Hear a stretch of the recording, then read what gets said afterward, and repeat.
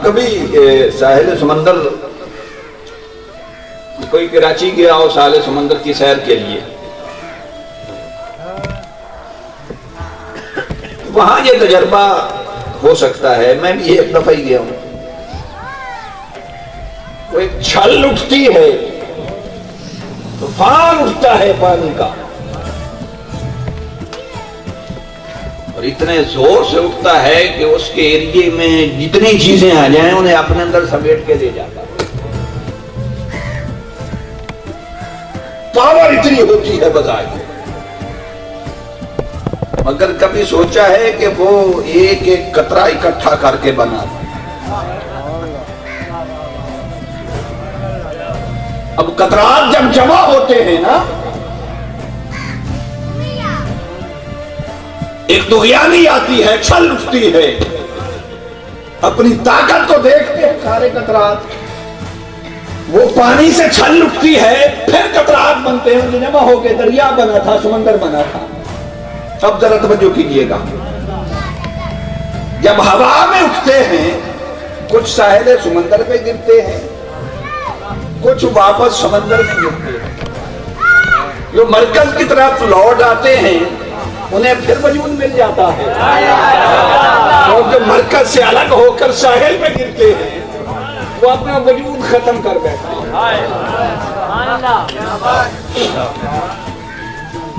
ایک صورت ہوتی ہے،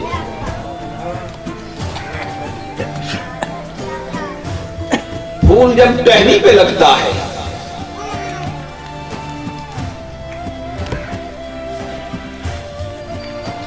اب ہزاروں سال نرگس اپنی بے نوری پہ روتی ہے،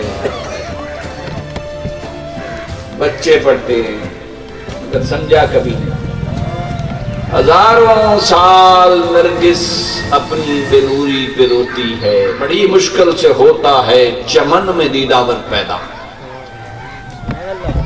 اب پھول پہ شباب آتا ہے، حسن ہے، شباب ہے، خوشبو ہے، گزرنے والے کو معطر کر دیتی ہے، اس کا حسن کھینچتا ہے، خوشبو اپنی طرف مائل کرتی ہے۔ کوئی آ کے کہہ دے کہ یہ تو روکھی سوکھی ٹہنی ہے، حسن تو سارا تیرا ہے، وہ خوشبو تو ساری تیری ہے، اس میں ٹہنی کا کیا کمال ہے؟ وہ آدھی سوکھی آدھی سبزایا ہے۔ پھول یہ بھول جاتا ہے کہ ٹہنی اپنے خون سے میری آبیاری کرتی ہے، کیا بات ہے، کیا بات ہے۔ اس کو توڑتا ہے، کوئی کسی کے بہکاوے میں آ جاتا ہے، تم بڑا پیر ہو گیا، چھڑ پینا اپنے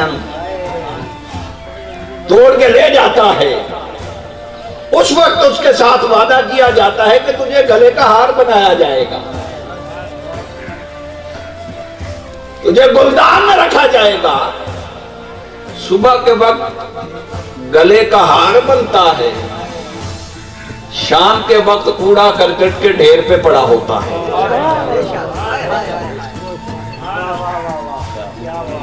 وہ جو اس کی خوشبو ہوتی ہے نا، شباب ہوتا ہے، وہ اتنا جلدی ختم کیوں ہو جاتا ہے؟ اس لیے کہ ٹہنی سے کٹ جاتا ہے۔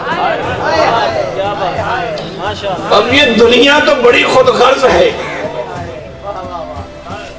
اپنا مقصد نکالنے کے لیے اسے مرکز سے جدا کر دیتی ہے۔ وہی جو کبھی گلے کا ہار ہوتا ہے، شام کو وہ شخص سے پاؤں سے رون کے گزرتا ہے۔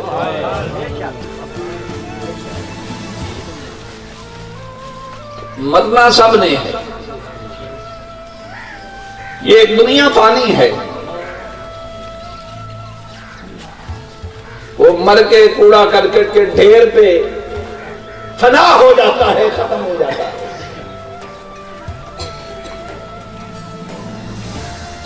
پھول جو ہوتا ہے، جو ٹہنی سے نہیں کٹتا، ہوتا ہے وہ بھی فنا، مگر ایسے نہیں کہ اکٹھا ہی سارا مرجھا جائے، ایک ایک پتی گرتی ہے۔ یوں سمجھ لے اسے بظاہر بھی ختم ہونے میں بڑی دیر لگتی ہے، क्योंकि एक एक पत्ती गिरती है, मगर कमाल यह है कि तूने मरकज को उसने नहीं छोड़ा। जो पत्ती गिरती है मरकज के कदमों पे गिरती है, उसकी जो पत्ती गिरती है मरकज के कदमों पे गिरती है। बिलाखिर एक एक पत्ती करके, तवज्जो है ना, फूल खत्म हो जाता है, मगर वो जो डंडी होती है ना जिस पे पत्तियां लगती हैं वो खड़ी रहती है, और उसका बाकी रहना आने वाले को पैगाम देता है कि मैंने मरकज को नहीं छोड़ा, मैं मरा भी हूं तो मरकज के कदमों पे मरा हूं।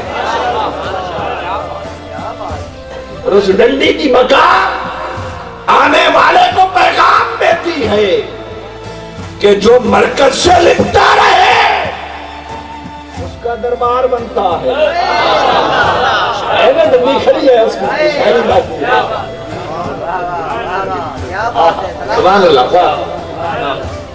उसका दरबार बनता है। और जो कट के मरकज से अलग हो जाए फना हो जाती है।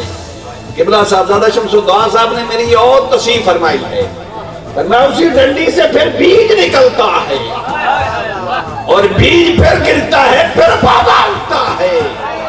मरकज से जुड़ा रहे तो फैज आगे चलता रहता है, वो खुद एक दिन मरकज बन जाता है, वो खुद एक दिन मरकज बन जाता है। मगर शर्त ये है कि फना भी हो तो महबूब के कदमों पे फना। देखिए मैंने वो मिसाल अर्ज की, ये भी उसी तरह की मिसाल है। वो जो दरिया से कतरात उठते हैं, एक छल उठती है समंदर से, अब जो मरकज से दूर हो जाते हैं साहिल पे गिरते हैं वो फना हो जाते हैं, वो समझ रहे हैं, फना हो जाते हैं। मगर जो पलट के मरकज की तरफ आ जाते हैं उन्हें बका मिल जाती है, वो बाकी रहते हैं। ये भूल कभी ना हो कि मरकज भूल जाए बंदा।